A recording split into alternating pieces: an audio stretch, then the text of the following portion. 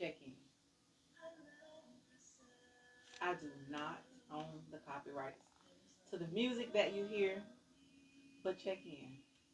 All right, it's Monday. It's Mental Health Monday. The name of the song is "I Love Myself." Right, and I just thought we start today, this Monday, with some calm. Right, with some ease, with some assurance, some support for ourselves. Last week was fire. Last week was good. It was heavy too, right? I received a lot of conversations behind last week. So come on in here tonight. Come on in here and talk about it with myself and Dr. Barksdale. But before we do all that, check in with your green hearts. Go ahead and share the live. Go ahead and get your people on. I hope you got your green tea, some water, something. Hope you have something to come into the light room with tonight. If this is your first time in the light room, I hope it's not your last. I hope it is not your last. The goal of the light room is to educate, empower, and equip the African American community with the language, the tools, the skills, and the resources to advocate for our mental health. Right? My mama's in the house, like always. We don't take for granted when mama comes in the house. Okay? Check in with your green hearts so I know who else is here. We're going to have Dr. Clayton Barksdale back for part 2, right? This man been breaking records. The first time we've done a part 2. I'm sure it won't be the last, but it's a worthy discussion, right? So, we're talking about the mental health aspects of fatherlessness, right? So go ahead. I know. Gently invite your children or your child's father into the live, right? This is a conversation. It's a word for everybody. We do not bash in the light room, okay? What we do in here, educate, empower, and equip. We're all growing through this. We're all learning through this. Hey, Grandma. We're all learning through this, okay? So, we ain't doing no bashing. Dr. Clayton Barksdale, the man is a doctor. Ain't no bashing, okay? I'm a certified mental health advocate and coach. Ain't no bashing. Again, the name of the song you hear is "I Love Myself." It could be Kima, okay? I do not own copyrights to the song. It belongs to her. But check her out. Love yourself first. So, go ahead. Check in with your green hearts. Now, listen. Y'all wanted part 2. We're back tonight for part 2. Dr. Barksdale, when you're on, drop that green heart so I know you're here. Okay? And don't be trying to log in from your laptop either. But go ahead, guys. Check in with your green hearts. Go ahead and share the live. Go ahead and get your people on here. We're going to talk about it tonight. Again, disclaimer, notice, whatever you need it to be, this is not, absolutely not a bashing session. Men, if you're here, your voice needs to be heard.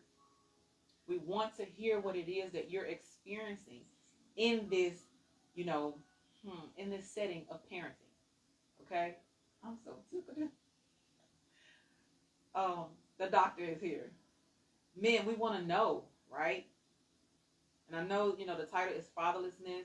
I know y'all been catching a lot of flack, but, positioning, authority, there's power in your presence, sir. We want you here. We want you available, okay? So it's not a bashing session. We hear you. We want to talk to you. We want you to talk to us so we can handle this for our children. This man has done research, right? This is not just a conversation because we don't have anything else to do. He has done the research. He has the numbers. He has the data, okay? So it's a real thing. It's a real discussion. I know women. I've had conversations with mothers who are mentally, emotionally, and some spiritually struggling. We don't have to do this alone. We're not supposed to do this alone. So come on in. Welcome to the light room. Go ahead and share this live. Go ahead and drop your green heart so that I know you're here. Listen, if you have questions, please ask the questions, okay? Ask the questions. Put them in the comment section. We'll take a break in between our discussion because Dr. Barksdale, he be getting in there. He be talking. And we'll take a break in between our discussion just to, recognize your comment. Because, again, we have to heal this thing. And there are going to be generations and generations and generations coming. And we need to have a pathway clear for those generations. Okay? So, welcome to the Light Room. This is Mental Health Monday. I am your host, Marquita Dorsey, certified mental health advocate and coach. Okay, bringing you the Light Room for the 7th month, y'all. 7 months. Okay, no, 6 months. 6 months. 6 months today. Matter of fact, I did my first live 6 months today. Welcome to the Light Room, man. We just getting started. The doctor's here, so I don't know who else has to come on here. I'm gonna go ahead and let him in the room because we gotta talk about it. So share the live, get your people in. I'm gonna invite you in, Doc.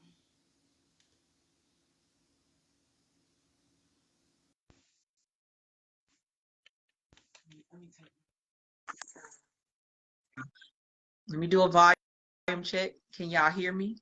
Am I clear? And again, once he get on, we're gonna do another volume check to make sure he's clear, to make sure there's no echo. Hey, Vertis. Thank you. If this is your first time in the Light Room, welcome. I'm so happy that you're here. If this is not your first time, thank you for continuing to show up, right? Again, I ain't that bored, but I love being here every Monday. I love being in this space. I don't take for granted that I'm in this space, having this opportunity to have a discussion, to have a conversation. Listen, and I know we're talking about fatherlessness, and at some point, we probably could talk about what it looks like to have a present father, because listen, Sean Williams is in the room, right? A present father, okay? So, hey, Sean, give us some of that expertise. Give us some of that presence that you have in the life of your sons, okay? Help us, encourage us, give the men an idea. Clay gave an excellent idea about that email. I'm telling you, Clay, I done got feedback, okay? I done got comments. I done got an inbox, man. Like, you the MVP, Country said. Good to see you, man. Be safe on that road. So here we are for part 2. So this is big. But again, Dr. Clayton Barksdale is here. Sean Williams, you know, for as long as you're here, I know you're an active father in the lives of your sons. So, man, shoot us some pointers. Gonna be some women in the comments. They may have some questions. Help us out. Hey, Joy. So he's here. All right. Y'all share the live. Okay. This man came back for part 2. Share the live. All right. He has research. He has numbers. But tonight, Clay, after the inbox I've gotten, after the questions I've got, we're going to have to do some real talk in this thing tonight, too. Okay? All I appreciate the numbers. I appreciate the data. But, like, you know, mamas are in a tough situation. Yeah, And right. when we talk, you know what I'm saying? It could be some sister girl talk. That's what my brother like to say. It could be some sister girl talk here and there. But there's nothing like hearing it from the male's point of view, the male's perspective. Because you know, like I know, this ain't no bashing session. We don't do that in the Light Room. Okay? So, Dr. Clayton Barksdale is here. When he say something good, because I know he will, y'all make sure y'all use your reactions. Give him some hearts. Give him some likes. You know, put your green hearts in there. Let the man know he doing what he do. Okay? All right, he's here. Dr. Clayton Barksdale. Some people are new. Let them know who you are. Well, first, thank you so much. I appreciate it so much, Ms. Dorsey, for having me on. You hear me? I do. You're good Okay. and clear for me. All right. Is he good and clear for everybody? Because, you know, we have to do that check. I got my headphones. It is not. Yeah. Is he good and clear? One thumbs up something before he get down into it. Oh, I see a heart. I'm going to take that as you're clear. What's up, Dip? You're clear. Okay. Okay. All right. Well, part 2. Here we go. Thanks again. Hey, Mama Dorsey, how you doing? Well, just as a recap, I would like to kind of rehash a couple things. Okay. Um, I got here because I just finished my doctorate degree, and I did some research, okay, and I examined the impact of fatherlessness in the Mississippi Delta, okay. So what I did was I looked at test scores, the Algebra 2, the English 2, and Algebra 1 test scores, all right, and I grouped the students into 2 categories: students who grew up in a home with a father in school status, and students who grew up in a home without a father, okay. And the data said that students that grew up in a home with a father scored very high on that state test. So then what I did, I wanted to find out why. Why were these kids scoring higher on state tests? So then what I did was I interviewed 10 students, 5 males and 5 females of students that grew up in a home without a father to understand what happened, to understand their perspective on what happened and why the test scores were so low. And the results were kind of amazing. Females said that they didn't feel loved, that they didn't really care about school. They had to become caretakers of their little siblings, their little brothers and sisters had to cook, had to take care of grandma, and they really didn't have time to study as much, So really, they were taking the role of father. The males, the same thing for the most part. They couldn't attend tutoring because they had to go home and take care of grandma or little brother. Even though they wanted to attend tutoring, they didn't feel loved. They didn't feel, they felt rejected. They were going through depression. And I told you last time the story of of the kid that was playing basketball or sports. He was playing a game, and mid game, he saw his friend's dad, in the stands cheering for him, and he felt again depression because he was wondering why his dad couldn't be here. And these stories are repeated over and over and over again. One female said that she feels as though if her father was in the house, he would have been, the mediator, because her and her mom argue a lot. So they need somebody to set, to stop the beef and to stop them from arguing a whole lot. So she was saying she felt the need to have a dad there to take up for, and a teacher that to teach her that she was precious, to teach her, that she's my little princess, but she didn't have that, and they were going through, mental anguish. A free student said once they talked to their mom to figure out, who their dad was, it blew up into a huge argument, a huge altercation, because the mom just don't want to talk about him. The mom just don't want to bring his name up. So go ahead. I see you getting kind of answer over there. Cause Doc, you done Mhm. dropped so many bombs just in the Okay. intro there. Done Okay. dropped so many bombs in the intro. Now, I heard what you said. You had 10 students here, 10 Yeah. students there, 5 males, five these females. 5 males, 5 females, and the things that were lost, confidence. You didn't feel love. You had to pick up greater responsibilities as a child. Correct. And this is at the back of an absent father in the home. Correct. Wow. So Wow. what happened was they had to pull double duty. They Mhm. had to take on the roles of child and dad. Also, what I noticed, 3 of the males, they became the father per se. Okay, so they became de facto father. So what that means is, even though they weren't the father, they were assuming so many duties that they put themselves on the same level as the mom, and the mom had a hard time disciplining them because they were really on the same level. So the child felt as if, well, you can't tell me anything because I do this for you, I do this, I do this. So and it's just human. The mom had a hard time disciplining the child because they really were almost on the same level as it relates to duties, within a home. I just because y'all, this is data. This is, information he's received from these students. This is Correct. feedback. This is the pressure. And you use the term mental anguish that Correct. children now, growing minds, developing minds, have to sort through, sift through, fight through, grow through, Hmm. and still go to school and still pass state tests and still be a child. Correct. And if you want to think a little bit deeper in this, and I can't blame the school systems so much because it's if you look at the local government and and the policies coming from DC, uh, schools, if a school does poorly, okay, then that school is labeled a failing school.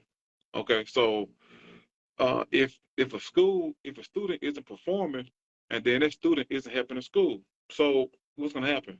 If that student isn't doing well in math, science, history, English, then that student is really hurting the school. So guess what? The school is going to spend resources, making the child better in English, in history, in math, because the school don't want to fail. The principal don't want to log into MDE website and see their name, then say big old F because your because your students they're not performing. So guess what?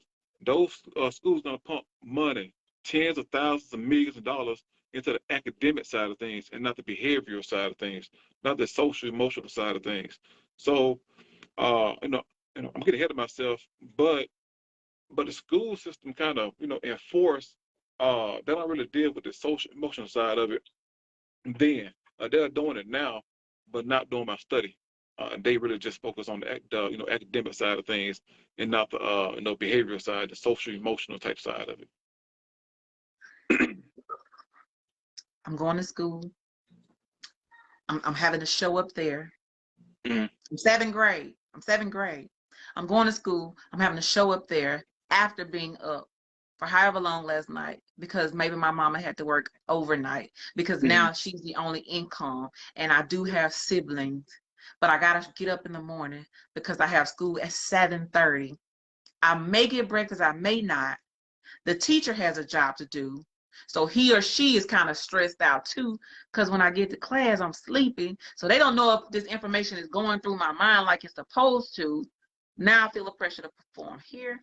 I feel the pressure to perform at home. Mm-hmm. That's a lot on the child. It is. And that's why it's important for schools systems to start focusing on the social emotional side of things. What can the schools do along with the mom? What can the schools do along with the dad? What can the schools do to help navigate this child through all this trauma that he's experiencing? I read a quote once. I think I posted on my page. It said, "What good is a child that can speak three languages? He's good in math. He's good in science, but he doesn't know how to handle his emotions because he got so much going on, And if you think about it, for the most part, these children growing up in these homes, they are ticking time bombs because they're going through so much and they can't manage, these emotions. Let me tell you an example right quick. Uh, you know, I had a child tell me, well, he's grown now, but he said that growing up in a home without a father, he felt like he felt like he was cheated on. You know, Now that's a hard process. Now that's a hard emotion, to process. If you've been cheated on, you know that hurt. You know what I'm saying? It does. So yeah. It So does. okay. So imagine a little 9-year-old, a 10-year-old trying to process something that huge, or that that's significant. It's hard to process because he said, man, once my dad left, I felt like he found something better than me. I felt like he found something that he wanted to spend his time with more, besides me, and that hurt me. I felt like I was cheated on. But he said that he didn't make the connection until he was in his late 20s. That's the pain that that, that's how he felt. Like he just felt a huge, deep emptiness inside his heart that he still have yet to feel. The mental health aspects of fatherlessness. Mm-hmm. That's what we're talking about, y'all. It's heavy. It's Yeah. not a blanket, it's not a rug, it's not something we can sweep past. Now, that's the topic. That's what he did his paperwork on. So, fathers, I know it sounds hard, I know it sounds tough, but I also hope it sounds important and vital for you to know, what your absence does. What we're talking about now, what your absence does. What does this presence do, Clay? Like Right. what Okay. does this presence do? Yeah. Let me speak on this too because I know there are many fathers that want to be involved, in their child's life, but they can't, for certain reasons. Okay. So what I wanted to do was this isn't to bash any man. Okay. I don't think you win folks over by bashing them. All right. Right. So that's something that I really just don't do. But so there are several types of fathers. Okay, there's this perfect dad. It's called the Disney dad. All right, the Disney dad is he's there for all the games. He's there for all the sports. When a child screams at night, the dad rush in. Hey, what's wrong, son? What's wrong, baby? He's always there for us. Is his child. That's a dad that we all try to be. That perfect. Disney Channel. Nick and Night. Type dad. That's the one that's perfect. That's the one that live by the gospel and everything he say and do. Uh, and then there's the hollow dad. That's the dad. He's there at home, but he's not involved with his children at all. He probably come home, spend all day, on the cell phone, on TikTok. The kid try to show him a dance. He would look at him for a second, then go on about his business. So even though he's there in the home, there aren't any the connection is really really flimsy. You know, there's no emotional attachment to that father. And then there the angel dad. That's the dad that's he passed away. He passed. So that's that. And then there's invisible dad. That's the dad again. He the child knows who he is, but he never comes around. You know, he's never there, but the child know who he is. And then um, so and that's the dad that hurt the most when a child know who you are and you still don't want to have don't have a relationship with him. That's the one that hurt the child the most. Like, man, I know dad stay there. Why isn't he coming to see me? Why isn't dad calling me to check on me? Why isn't he coming to my game? Coming to my school, talk about my grades. You know, and that's the dad that I found in school status. Because school status, that's the program that schools use to call parents if something happens. Like if a child gets sick at school, you know, we go to school status to find the mom phone number or the dad phone number to call the mom. If a child is failing in school, if the child is having any kind of problems, you go to school status and call somebody listed, on this account. And if the dad name isn't there, that's a big red flag. Like, man, the dad isn't listed for his child in this important system. You know what I'm saying? Because who don't want to be notified once your child is sick or ill? That's like we need to Yeah. know. Or most dads that they want to know what's going on with their child, but that's the one that hurt the child the most. The one that never show up at the games. But to answer your question, what does a father do? The ones that's present. All right, and I'm, you know, I probably shouldn't say this, but I am but I don't want to get the water too muddy here.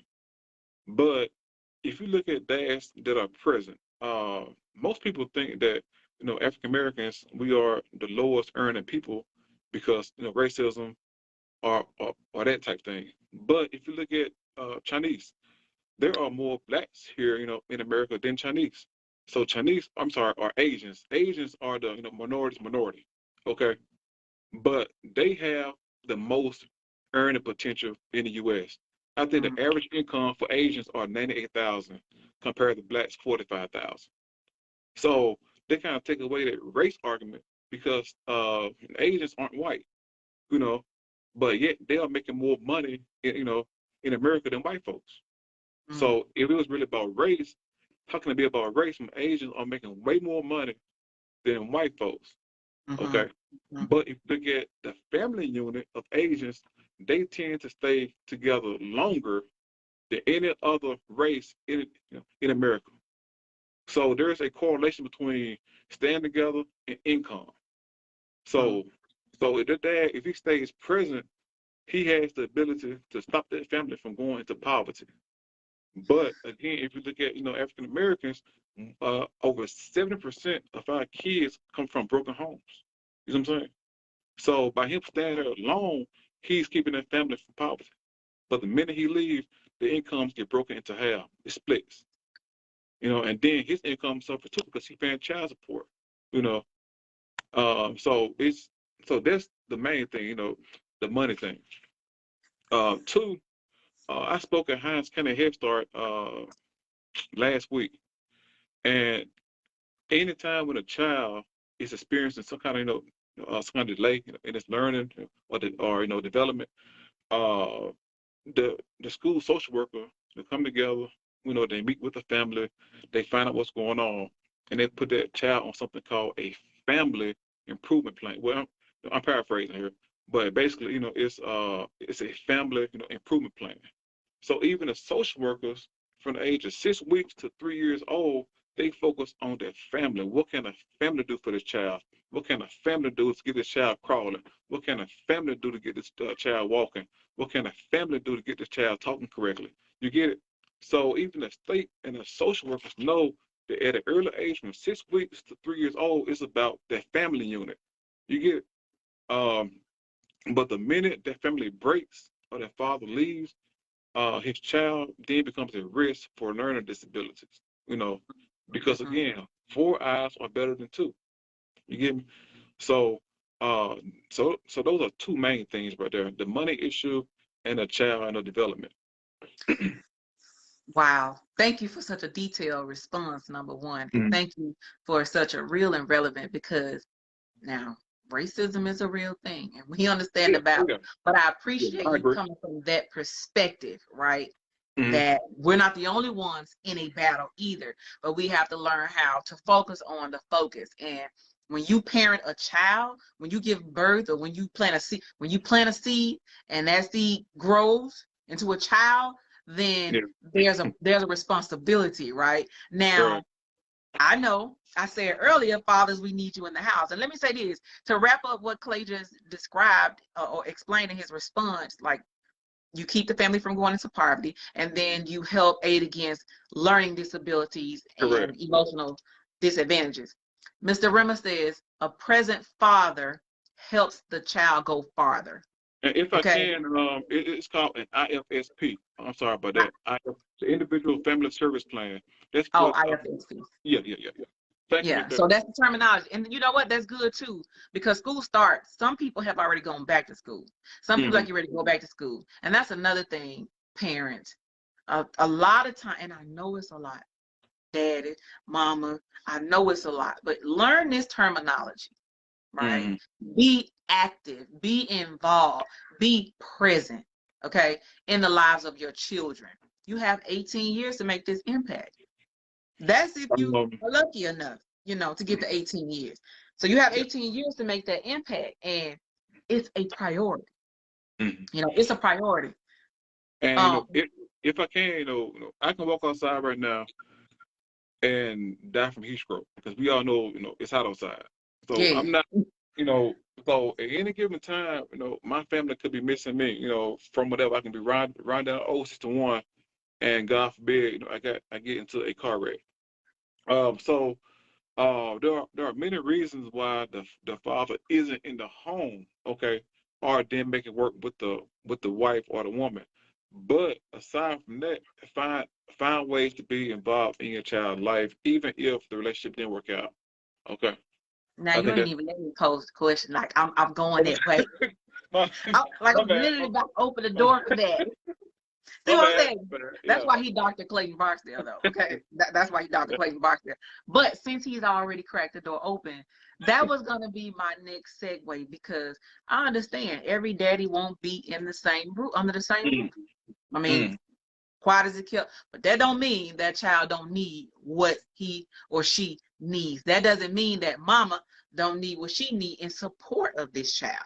Now, mm, that's why I said we might have to pull away from the educational piece, the dissertation piece for a second, and do some real talk.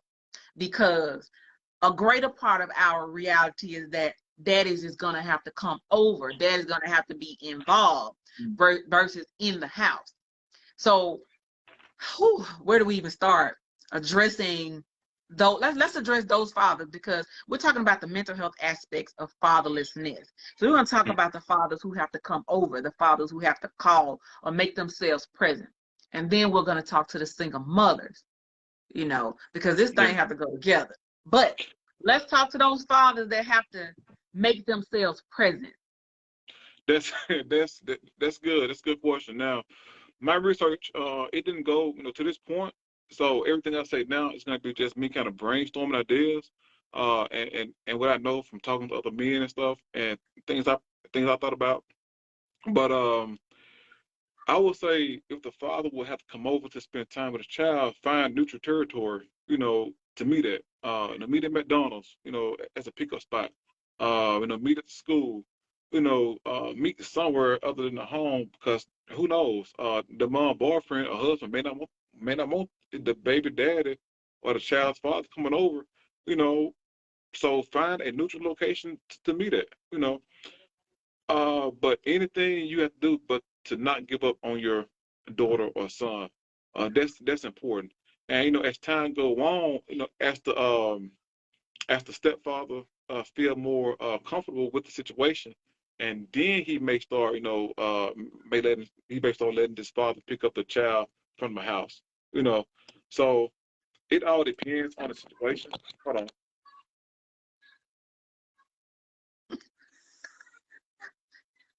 While he gets that together. Um, yeah, so I saw Mr. Rimmer post a comment. To the men who are in the comment section, right?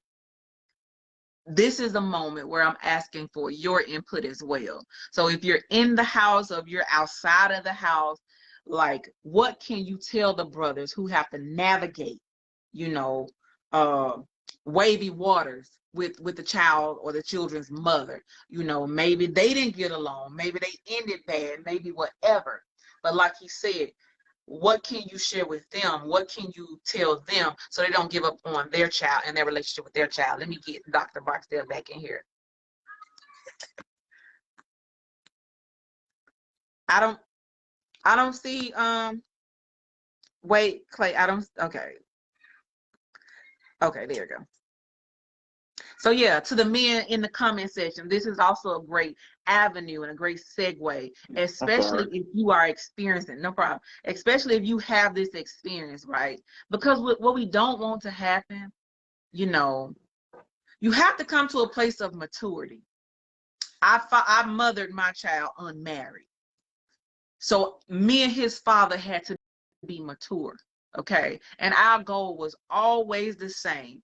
We had to align on this one thing if we don't align on anything else. And that was that child. And thankfully, and it wasn't always peaches and cream, but we understood the assignment. Okay, we understood the assignment. Some days I was more frustrated than others, and I'm sure some days he was more frustrated with me than others. But for me personally, I wasn't going to move my child too far away from his father. I wasn't going to keep my child from communicating with his father. And I definitely wasn't going to keep my child's father from being active in his life, because that's a part of the responsibility.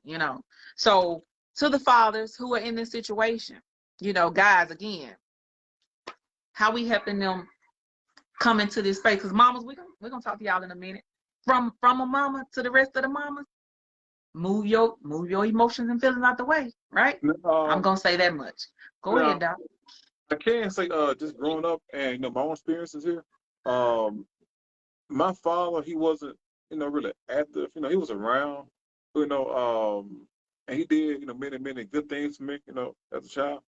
But I stayed with my mom. For the most. For my childhood. But I don't recall my mom saying anything negative about my dad at all. You know, I can't recall any one sentence that she said, that man ain't nothing, or that man he's sorry. She never said that. Well, not to me, you know. So Yeah. yeah, so so they may help out, but at the same time, I can understand a woman's frustration at being in a situation where she needs help and she's not getting it. They got to be painful knowing that she's sharing a child with somebody, and this man, he's all living his best life. So she think he is, and she got to struggle feeding them. She got to struggle working 2 or 3 jobs. And she log on Facebook and see him posting trips to you know Vegas, or like, man, that's not fair. So Yeah. then what I know from my study is some women see this, and then they plant seeds of hatred for that daddy inside that child. You know, and if you think about it, it's wrong, but you can kind of understand why they're doing this, because they want this child to hate this man like she hate him. You know what I'm saying? And because the situation just not fair. You know, uh, but that's a heavy load to bear. I can't speak on that because I'm not a female. Maybe you can, but I just know that that's really, really difficult, and that's a hard situation to be in for for a woman, and a child. Yeah. And again, just personally, right? Shoes are nice. Okay. You know, you want your child to have the Jordans or whatever shoes they prefer, the nicest shoes. Like Nike pants, Nike jumpsuits are nice, Mm-hmm. really nice, and they can make your kid look real good at school. But when you go in the room and your son is crying, right? Your son is experiencing this emotional and mental turmoil that he doesn't yet have the terminology for, Yep. you know.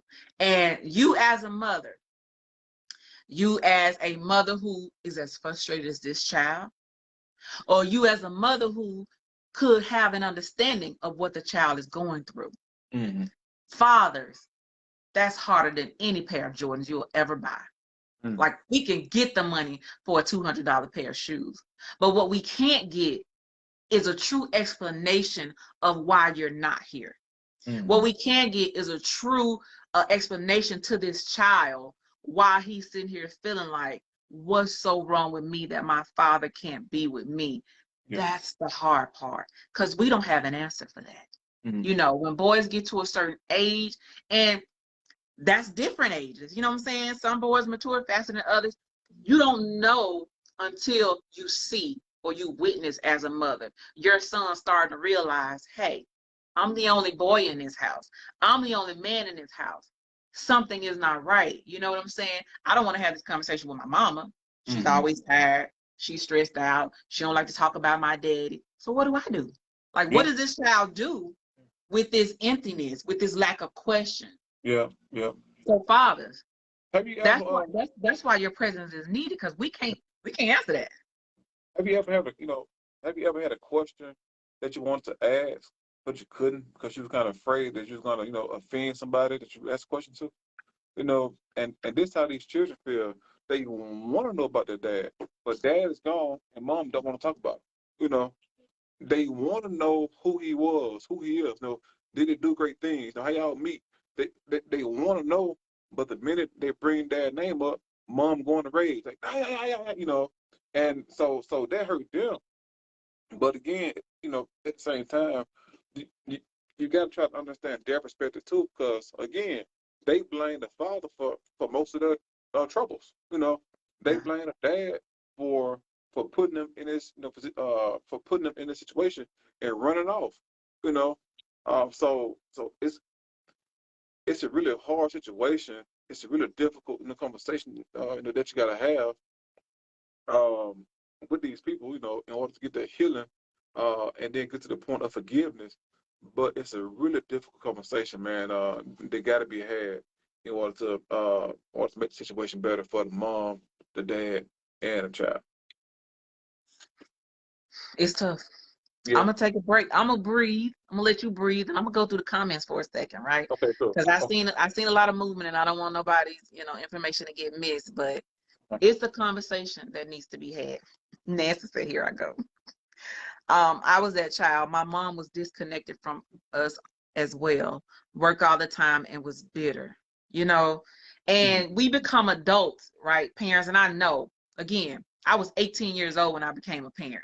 Had no idea what to do. I had to learn and grow as my child was learning and growing. So, that's grace given to my parents as they too were. My mother was 18 when she had me. So, there's grace, and because I needed my healing.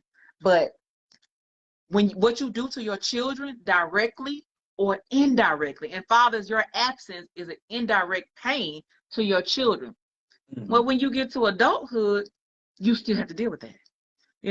So mama being disconnected from working, bitter because I'm stuck. I didn't Yeah. make a famous line. I didn't make this child by myself. Yeah. Like, why I gotta raise this child by myself? It can definitely pull up some bitterness. You can't pick and choose when they can be children. And I think that was when we were talking about the kids having such high responsibilities, you know what I'm saying? But they're still expected to be children. Yeah. Yeah. Yeah. You're right. She said, so it was bills in my name. I was grown. That Yeah. doggone man is very heavy. A present father takes the children father. Yes, sir, that's right. The family unit makes a great impact on the child. Listen. And then too, family, baby, I'm auntie. Auntie don't play. I'm a present auntie. Like, I need to know my nieces and nephews. You know, when they're young, I love them and all that. But when they get to a certain age where we can talk, auntie gonna need to talk. You know, I'm auntie. You know what I'm saying? I'm involved. And so to the family, we gotta come together, man. I made a post the other day, and like you said, just from experiences with encountering men, in the dating space, or just, oh Jesus, that space, or just, you know, relatives of men in general, man. Learn to be present and accountable and responsible in the space of your family unit. You know, there are so many men out here who don't know how to show up in the relationship space because they didn't know how to show up. They didn't learn how to show up, you know, in the family unit, in the growing up space. And I'm going to tell you, it's be frustrating trying to teach folks what they mom and dad should have taught them. And um, yeah, I think this comment she's on some Miss Hankins. Is that correct? That said, mama was bitter. No, the last comment, Shakina Hankins. You don't see it? Oh, maybe she just posted. Oh, and Mm-hmm. it's hard to transition when you get your own. Yeah, it's hard to transition when you get your own family. And you know, when we finished this last week, that was another conversation that, you know, because, you know, people were asking about what if you come from 2-parent home and then you end up being a single parent. Mm-hmm. Like that back to Miss Hankins' point, that's a hard transition. It You is. know, that's a hard transition when you're used to having a mama and a daddy, but now Yeah. you're raising a child and it's just you. It's Yeah. just you. And And so I saw a stat that said let's find it. It said that children that come from fatherless homes are 2 times more likely to be obese. You know, and if you I'm thinking about my research, it's kind of easy to tell because mom, she's working a lot. You know, she got to work 2 or 3 jobs, making for dad lost income. So what happens? She go get fast food. She go get the pizza, the Wendy's, the McDonald's. You know, so the child, if it was mom and dad there, um, the mom wouldn't have to work as much. But yeah. with mom working 2 or 3 jobs, she don't have time to cook. You know, so and as a result, uh, she got to buy this fast food, the junk food, the Wendy's, and all this stuff, and the child suffer too. So it's a lot to unpack. It's a lot, man. It's a lot. Uh, Somebody said fathers should not tell the mothers nor kids that they are coming to get them and don't. Let me tell you something. I didn't experience that with my child. Thank Oh, good. Wow.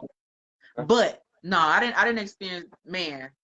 When I tell you the level of gratitude I have for my parenting experience with my child, the village was a blessing. Having a present father was definitely a blessing. But personally, I've experienced telling the child that you'll come or the child expect, like you talking about hurt, you talk about Yeah. disappointment, that doesn't go away. And if you're a woman and your father says, I'm coming to get you or I'm coming to see you, and you wait with the hope, the expectation, then and he doesn't, and it happens continually, you know what that creates? The strong, independent woman who shows up in romantic relationships as if I don't need you. I don't even trust that you'll stay. So whatever you're gonna do, let's do or not do. Because I've learned to only rely on me. That's dangerous. Now that Yeah, happened a lot. don't tell kids you coming if you ain't coming. Yeah, that happened a lot too. If I can, address the comment where fathers told kids that were coming or they were, on their way, and the kids were packed with their backpack and everything. They were ready to spend time with dad, but dad never showed up. That happened a whole lot. When I was an AP or assistant principal in Clarksdale and here in Cleveland, that happens a lot. Yeah, and children don't learn to trust, right? So now you're 7 years old and you're paranoid. Why are you looking at me? Well, he said something about me. Well, you don't like me. Baby, they don't know you. Like the children are on edge. They're paranoid. They're untrusting of anybody because the first time they trusted the one person that they should be able to trust, it was broken. Correct. And that's hard. So And that's a big point. Mothers should and never project that person's feelings. Okay. And you know what? Some people think just because the trust was broken when they were 4 years old that they somehow, forget about it. But it's not the case. But they carry their hurt with them 4, 5, 6, adult years. They 30, 40. Their hurt doesn't go nowhere. You know. Um, so just because it happened when they were 4 years old, or 2 years old, or even 9 months, they still have that hurt in their heart. This is I think I said this last time. I don't know, but this is a really good example. But I'm gonna say it again. If you let me. Go ahead. Um, I got 4 kids. And every time when I left the house, and their mom, they would cry. But then about 5 months, it started about 5 months old. They'll cry, or maybe 9 months. They'll cry, once we leave, and they'll get happy once we come back. And it kept happening. It kept happening. They'll cry, don't go, no, don't leave. Then we come back home and hear the keys jingle. They'll start dancing. Oh, dad back, oh, mom back. It was a cycle. But what happens if they get sad one day? Once you left and you never return. You know, so they had an ache and an emptiness inside them.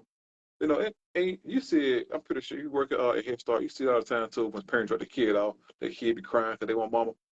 But what it's called a separation, separation, anxiety. Anxiety.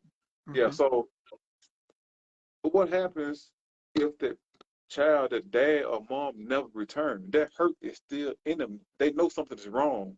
Now, maybe at a young age they can't say it, they can't verbalize it, but they still know in their mind that something is not quite right, and they grew up with these anger issues. That's why now, you know, you see children, fifth grade or sixth grade, beating people, beating them like, you Yeah. know, anytime when you are involved in a fight, okay, and it's called misplaced anger. Mm-hmm. Uh, anytime you are involved in a fight and somebody fall, that's a sign. Okay, fight over. You won. But now these children, they are going stomping on folks' heads. Yeah. They are beating folks, trying to kill them. That they yanking hair, trying to snatch the girl head off. You know, something is wrong. And I think what my research leads to is it all go back to I'm missing my father. I can't process the hurt. I can't talk about that. I want to talk about it, but nobody would let me talk about it. And I'm angry. I'm angry. I'm angry. And it's called misplaced anger. 7% of all violent crimes, those are children come from fatherless homes, and they don't know how to process their rage inside them. They want to talk about it to somebody, but nobody listened to them. You know, they want to talk about it to mom, but mom won't talk about it. Because every time you bring that name up, I can't stand it. I can't It'd stand be a it whole again. rant. You know what I'm saying? Now the kid hate their ass. Yeah, right, Never right. mind, mama. Never mind. And they know that dad name is a trigger to mom, so they don't want to bring him up. And also, just think about it. These children now, they don't even call dad their dad anymore. It's trauma there. They call him, oh, this is my sperm donor. Oh, this is my sperm donor. Imagine, you the father, and you had just been, just been called or labeled, hey man, my sperm donor. I mean, that's a nothing. That's a nobody. And that's how kids feel now about their dads, because the dad isn't being active and involved in their life. He has been regulated to a sperm donor. That's the Wow. lowest of the low. That's the lowest of the lowest, because Yeah, yes. don't that's the lowest of the lowest. I want Yeah, to jump into this space where you broke those things down about that void, about that misplaced anger. And I want to say this. I want to say this to the religious community, yeah. okay? You know, that void came from what he said.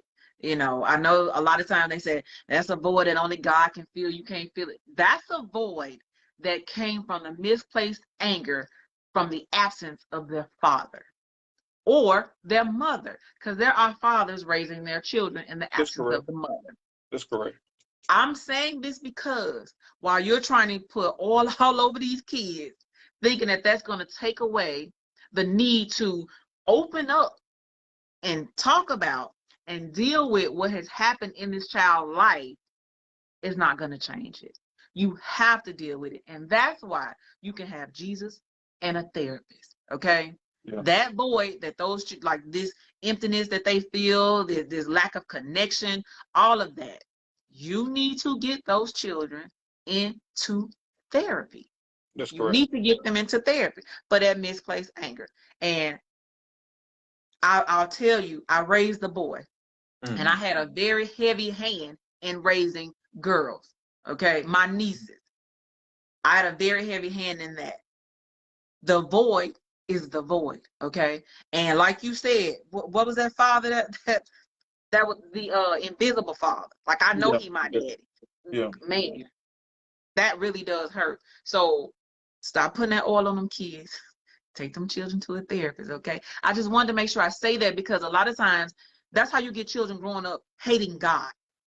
You know what I'm saying? Because now you have just diminished this child's pain again. Mm-hmm. I ain't even saying I can't even really know God. And then you want me to refer to God as father. I've never had a father. That's correct. I don't know what a father is. So That's if correct. God looked anything like my daddy, I don't want God either. Dang. You know what I'm saying? The kid just ain't being rebellious because they rebellious. It's hurt, mama. It's hurt, daddy. And if you're not equipped for it, take them to therapy. Okay? Whew, this man, okay? Take them to therapy. Yes, parents married 30 years, and I'm a single mom to 2. It's still super challenging to shape it in my mind. Yeah. Well, come into town and not even recognize or come see the child. Daddy, let me tell you something. Don't do that.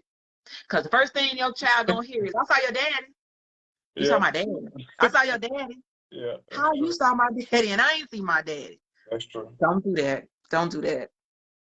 Speak this some good facts about mental illness. Absolutely. So again, some of these men that we're having to date, right? Ladies, you need to know his foundational relationships. What kind of relationship he got with his mama? Is his mama healthy? What kind of relationship does he have with his father? Does he even like his father? You know, because sometimes you'll become so mad at your parent or the person who hurt you. And instead of you becoming better, you become worse than them. Because that's what happens when you're in a place of unforgiveness. There are men in the home and still not there. Absolutely. What do That's you right. call them today? Those What can you are mean? the hollow dads. Hollow. That's a hollow dad. And that's a hard dad too. I'm sitting there. It's like having food on the table that you can't eat. And your stomach is touching your back. That's what a hollow father is, for you to be there. I can't talk to you. I can't be myself with you. I can't open up to you. I can't tell you who I am. You know, another thing I've learned and I've seen, folks don't know who their children are. Good, bad, or indifferent. I know who my child is. He ain't me.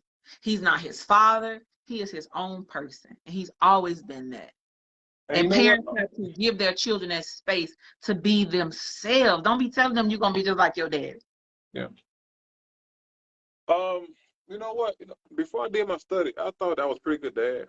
You know, I I thought I was, but the more and more I talked to my students, ones that volunteered to be in the study, I realized that I wasn't as good as I thought I was. Because there are Mm. times, at work when I come home, I want to just be left alone. So I come back, close the door, ain't to be on the phone or just go to sleep, take a nap. There are times this year my son he ran cross country. I didn't go to all his games. Uh, but I thought once my son hit 18, my job was kind of over. But talking to those students, and getting the data that I got, I realized that now my job really, just beginning. And now my role is switching from a you know guide. Well, now my role is kind of switching into a you know, guider type role, a mentor type role, than that father. I'm still a dad, I don't get get me exactly wrong, what you're saying. but my role is shifting. And I didn't know how to take that because I was the type real playful, get them, I throw them in the air, catch them, tickle them, wrestle with them, so I was really good at that role. But as they got older, my roles began to shift, and I didn't know how to take that. And that's okay. So if I can't tickle them, if I can't play with them, now it's more like a coaching type role, Well, Dad, what do I do in this situation? Well, my car broke down. What do I do?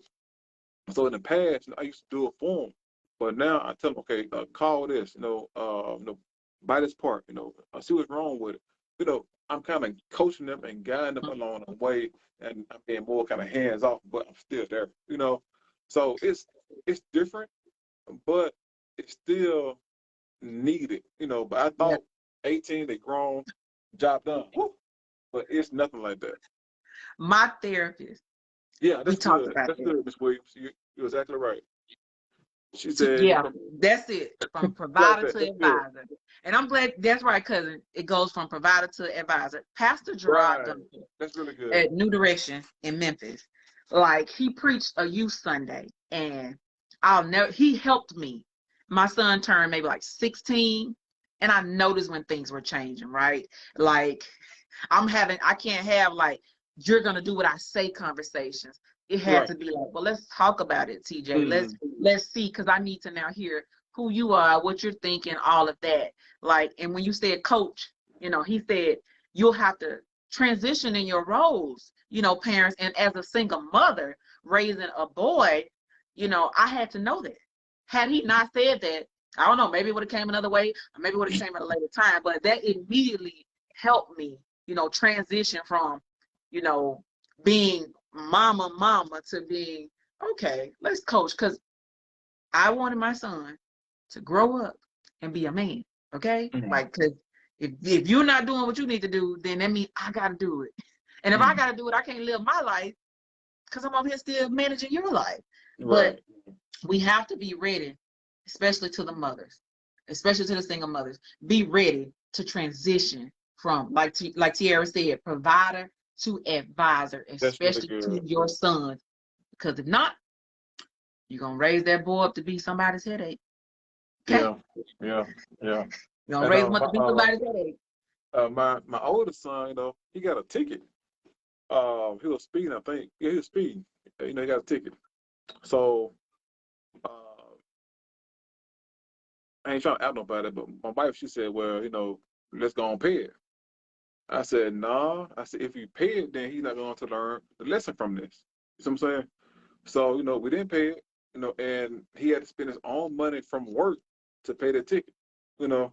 So now that's my role now, Yeah. I'm going to help you when I can, but at the same time, you got to feel this burn sometime in order to grow to the man that you need to become. I'm Absolutely. not there to protect you, and that, in every sense of the word, you got to feel some burns in order to grow up, and mature. Yeah. This is where I left off when I talked about my therapist. Culturally, there's this danger that we have.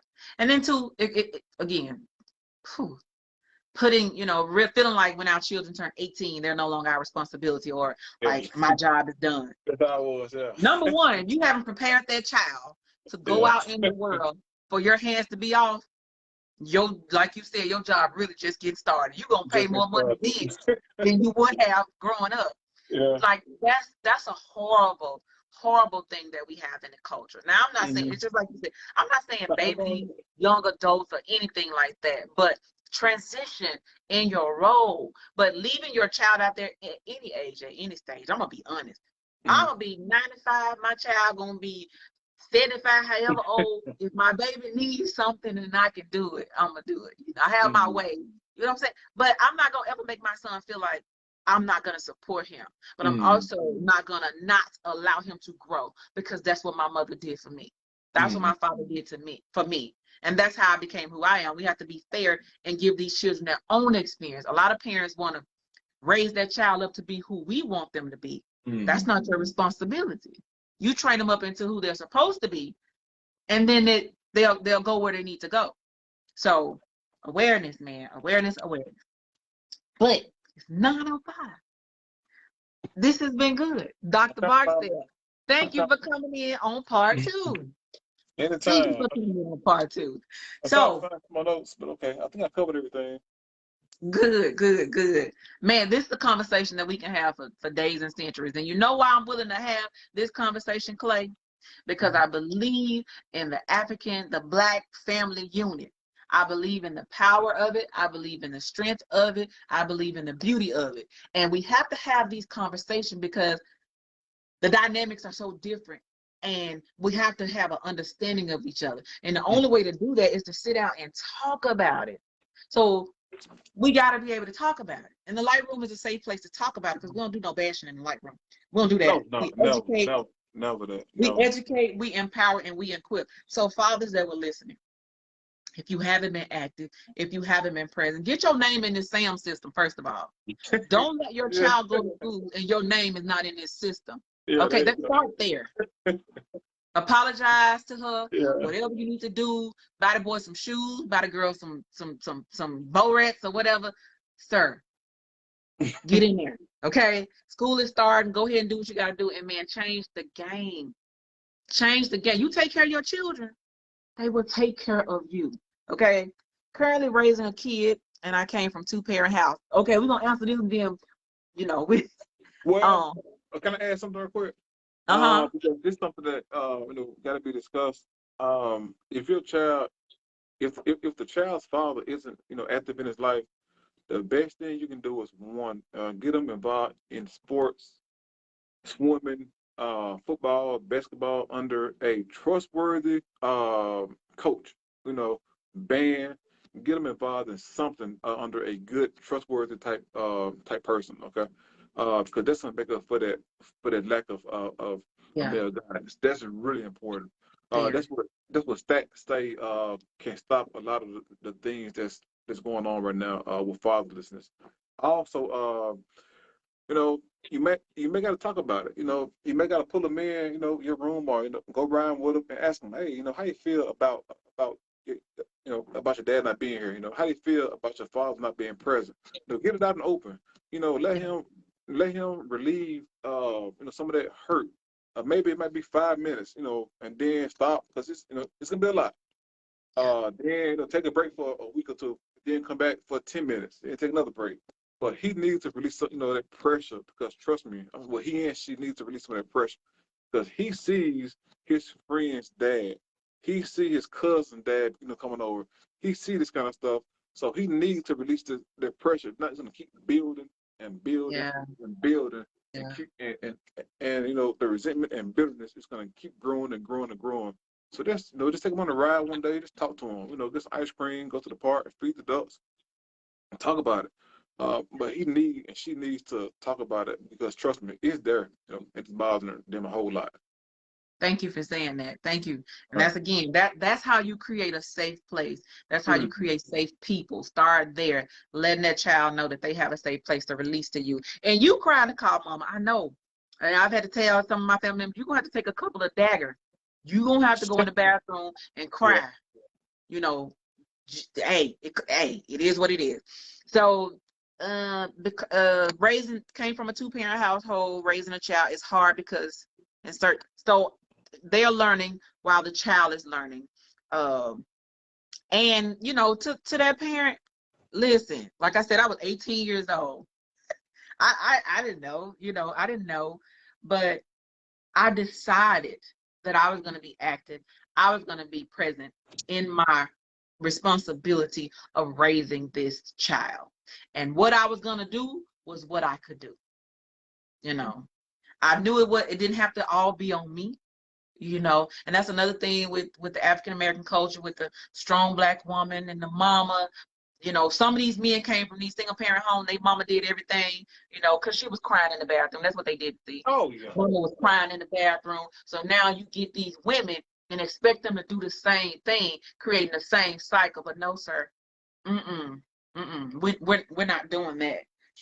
So, and my daddy was telling me, when my son got to a certain age, you need to be honest with him and share life with him.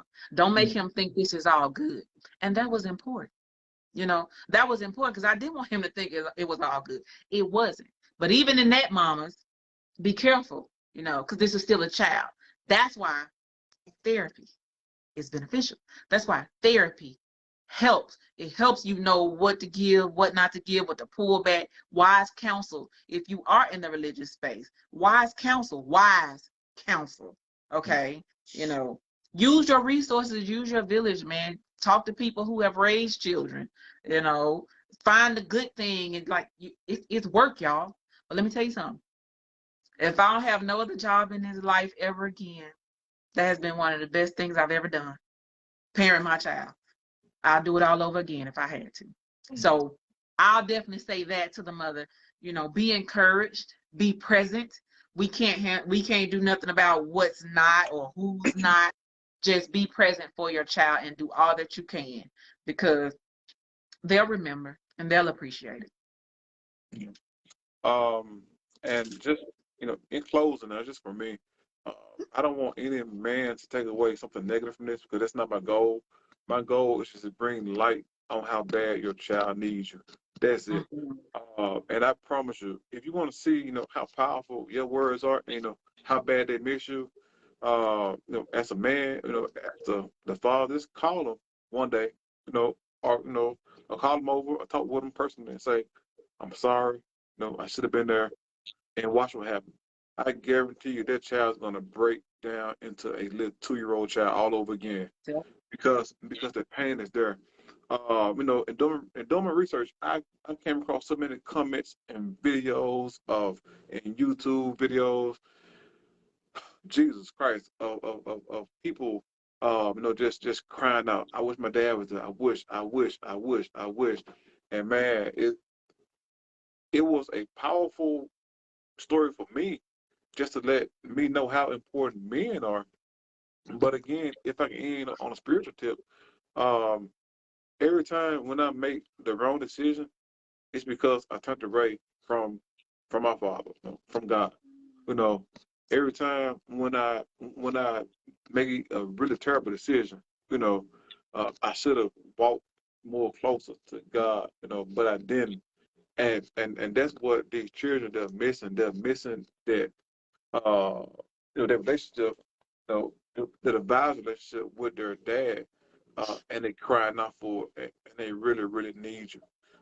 If you want to stop the crime in Cleveland and Mount Bayou and Drew and and other places in Greenville, I guarantee you, if these dads come back and say, son, this is the man you are. You are this. You are respectful. You are, obedient. You are a winner. You are a champion. I guarantee you the crime rate in Greenville and Delta will drop by 50%, because these kids, they want to know who they are. They want to see the man that made them, look them straight in the eyes and say, you are a winner. You are a champion. I love you. You don't need to do this crazy kind of stuff. Now, that's only if the father has a relationship with the child. Once you build a relationship with the child, and then you start, putting seeds of them, and I guarantee you, man, the child is going to change, because I seen it. I seen it. Everybody breathe. Everybody breathe. Dr. Barksdale, thank you for your work. Thank you for your contribution into the school districts in the Delta. Thank you for, your heart space. Thank you for this behavior counseling service that you did not talk about. Yeah. We ain't have time, so maybe next time I'll talk about it. All right, well, follow Clayton Barksdale on Facebook if you don't already, so you can see what that's about. Like, there's a help in the Mississippi Delta. He's certified, he's qualified, and he has the heart. They teach us a lot of stuff in school, but ain't nothing like that real life experience. So we appreciate you, sir. I appreciate, your wisdom, your knowledge, and I appreciate your presence in the light room 2 times. Two times, okay? 2 times. So tell Dr. Barksdale we appreciate her for allowing you to come into this space with us and to share with us, empower us, educate us, and equip us to go out. Father, school is starting. School is starting. You heard what he said. Last week he talked about the email that he had set up for his daughters. So when they get to a certain age, they'll have a whole string of emails of how much their father loves him, or how much their father loves them. So, maybe when they go to college, they miss him or whatever, they have their email. Get creative, y'all. If you can't get to the house because of mama, get creative, sir. Do what you got to do to be in the lives of your children. Dr. Barksdale, I appreciate you. I appreciate you. I appreciate you. Thank you so much. I appreciate it. Thank y'all for the comments. I appreciate that. Absolutely. Well, you have a good night, sir. You too. All right. Thank you. Lightroom, okay? Listen, I know it was heavy, y'all. But that's how we're going to break these chains. That's how we're going to come out of this bondage. That's how we're going to rebuild strong families. That's how we're going to operate in the power that we have as children of God. Okay? These children need us, y'all. They need their mama and they need their daddy. I know this was entitled Mental Health Aspects of Fatherlessness, but mamas, they need you present as well. Pray about it. Do whatever you need to do. Get you some therapy so you and daddy can come together for the sake of these children. Okay? Because if you don't do it on the front end, you have to do it on the back end. Okay? To those mothers who are single parenting, who are co-parenting, you know, I ain't gonna say you got it. I ain't gonna give you no false positivity. If you ain't got it, say something. Okay? Again, we demolishing all this false positivity. You know, get you some help. Open up your mouth and say what you need. Even if you don't know what that is exactly, say, listen, I'm opening my mouth to say, I need some help. Okay? And you'll get pointed to when you start asking for it, what you need, then it'll start coming to you. But we got to open our mouth for the right way for the right thing. Our children deserve it. Children do not choose to be here. That if we don't understand anything else, they don't choose to be here. But when they get here, it's our responsibility to train them up in the way that they should go. Okay? And that takes a lot of work, y'all. I ain't gonna even jive with you. It takes a lot of work, especially when you're having to do it by yourself, especially when you're doing it from hurt, especially when you're doing it for unforgiveness. So I'm telling you now, deal with your stuff. So you can be present and aware to help your child or your children deal with their stuff. To the mother of these beautiful Black boys, get them around some positive male role models. If their father is absent, there are so many, you know, strong-willed, capable Black men willing to pour into your sons. Okay? Create a space. Let your son, please allow your son to feel safe, daddy. It can't just be about the stuff that's externally. That young man needs to know that his feelings are valid. That young man needs to know that his identity is valid. Whatever that looks like, if your son doesn't feel safe in your presence, sir, then he'll go out and find the safety in somebody else's presence. Same thing your daughter will do. Same thing your daughter will do. You don't know what to do on your job when you first get it, but you go get degrees, you go get certifications, you go get training, you ask your coworker, you burn the midnight oil, you pray, you fast, you catch the Holy Ghost, you do all that for the external material things. I'm just trying to tell you what I know. Just trying to tell you what I know. I love y'all. It can be done. It has been done. You know, if your children are young adults, your job is not done. Your role has changed. Don't leave these children out here to dry. You still can call and check on your children. You still can check in and see what they need from you, or what you can, you know, how you can serve them, or how they can serve you. Like, keep the relationship going. Please stop acting like you disconnect from your child because they become an adult. Especially if you have not prepared that child for this world, you wrong. You absolutely wrong. They might figure it out, then you'll be sorry in the end. Anyway, this is the Light Room. Thank y'all for hanging in here. Thank y'all for coming back for part 2. Again, thank you, Dr. Clayton Barksdale, for sharing your research, for sharing your wisdom and your knowledge. School is starting. Show up for these children. Sam need to have mother and father information. Fathers, get present. No excuses. You ain't late for your job, and you ain't late for your date. Don't be late for the first day of school. Get the men huddles back. Go to the first day of school. Get your homeboys. Pull your pants up. Go to the first day of school. Get those boys high five, fist bump. Let them know that these female teachers aren't the only ones in the space, because we need y'all in that space. Because some of these boys, they much taller than us. You know, they're stronger than us. But if they know that every morning at 7:30, 7:05, whatever, that there's a men huddle, and if they try to show out, then all Ms. Dorsey got to do is go out there to the men huddle and say, hey, I'm having an issue. They're going to act right. I guarantee they're going to act right. We need your voice. We need your presence. We need you to plant those seeds of love in the hearts of your child and the children around them. Yeah, donuts for dads. Whatever y'all need to do, men. I mean, it's for us, but it ain't for us. It's your children. Take care of your seed. You'll benefit from the harvest. Okay? That way you ain't got to be all on the stage and that kid giving all the honor, reverence, thanks to his mama. Okay? Be present, guys. Mamas, when they try to come back, if they hear this live, okay? And he try to come back, girl, go in the bathroom, shake it off, or whatever you got to do. But y'all sit down and create a space. It's about that child or these children. And sir, don't you tell her you coming and showing up and you don't. She might get over it, but your child won't. This has been Mental Health Monday. I love y'all. Have a great rest of your week. Don't forget, you can always support the Light Room. My cash app is I Speak to Teach. Okay? Sow seeds so you can reap the harvest. Either way, I love y'all. Have a good night.